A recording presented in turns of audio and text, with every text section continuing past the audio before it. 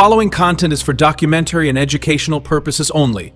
It is based on publicly available records, investigative research, and testimonials. While extensive efforts are made to ensure accuracy, viewer discretion and critical judgment are advised. The views expressed do not represent any official body or governmental agency. Let's dive right into this explainer. I want you to picture this. It's sunrise in Kolkata's Burrabazar. Honestly, it looks almost like a breathtaking Ghibli-style visual, right? It's this animated, beautiful chaos where millions of personal dreams literally collide with the heavy, grinding reality of everyday street survival.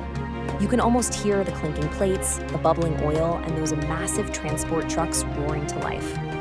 But out of all that noise, there's one single voice that has completely hijacked the internet's attention. पीछे हटो. Step back. Okay, if you've been anywhere near social media recently, you know exactly who I'm talking about. The angry Kachori Wala. You've seen the clips, right? The intense rhythm, the flying plates, the signature dance, and what looks like pure, unadulterated rage as he serves his food. He's basically a walking meme now. Some people think he's great entertainment, and others, well, they think he's a downright villain.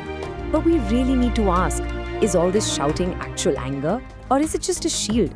Like, is it a defense mechanism for a guy desperately trying to survive the wild wave of internet fame? Section 1.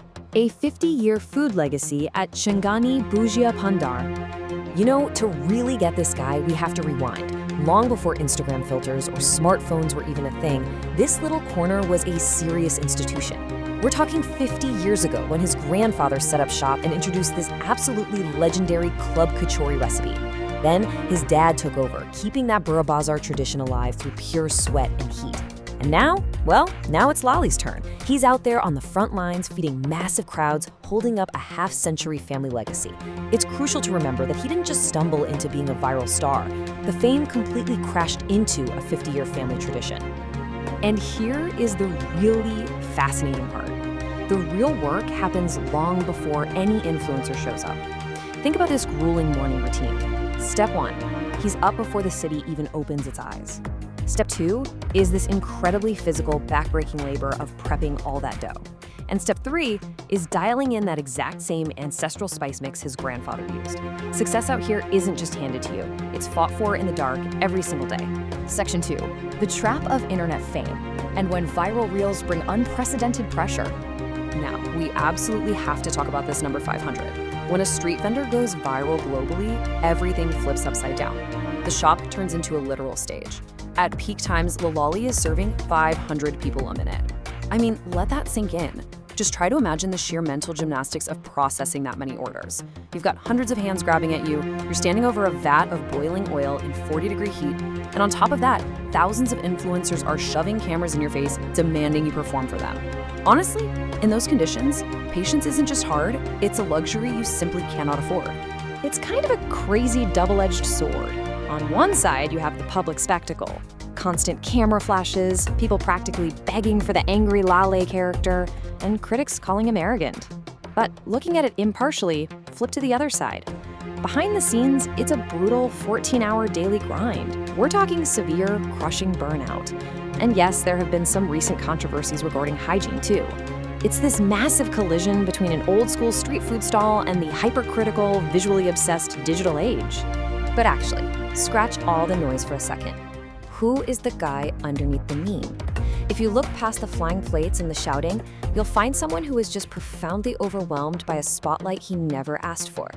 You know what his ultimate dream is? It's not more fame. He just wants a quiet, simple conversation with his idol, Amitabh Bachchan. I mean, wow, it's such a grounding, incredibly human detail, isn't it? It totally changes how you see the guy yelling on your feed. Section 3, building beyond the streets, from vendor to brand. So what does he do with all this chaos? Well, he builds. This is a classic, gritty story of survival and growth. Lali started out navigating those famously cramped, chaotic lanes of Burrabazar. But today, he's opening modern outlets in places like Salt Lake. He's expanding right into clean, organized malls. He is literally evolving from a single, frantic vendor into a structured, recognizable brand. He's taking his grandfather's legacy out of the street noise and securing it for the future. That is a real game changer. Section 4.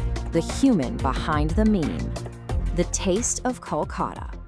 So, as we wrap up this explainer, we're left with a really haunting question. In a world where we just swipe, laugh at a 15-second reel, and move on, is Lali actually a victim of his own fame? We really shouldn't judge a son carrying a 50-year dream based on a meme. He's not just the angry guy. He's a human being bringing the authentic taste of Kolkata to the masses while trying to survive the internet age. The next time you're standing in a crazy line for street food, look a little closer. Look beyond the shout. You might just see a man who has worked his entire life just to earn that one moment of your attention. Thanks for joining me today. Keep asking questions, and I'll catch you in the next one.